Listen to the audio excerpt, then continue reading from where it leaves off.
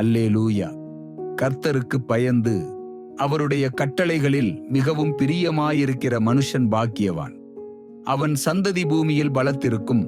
செம்மையானவர்களின் வம்சம் ஆசீர்வதிக்கப்படும். சங்கீதம் 112 1 மற்றும் 2. கர்த்தருடைய ஆசீர்வாதங்களை பெற தகுதியுள்ளவர்களாக நாம் வாழ்கின்றோமா?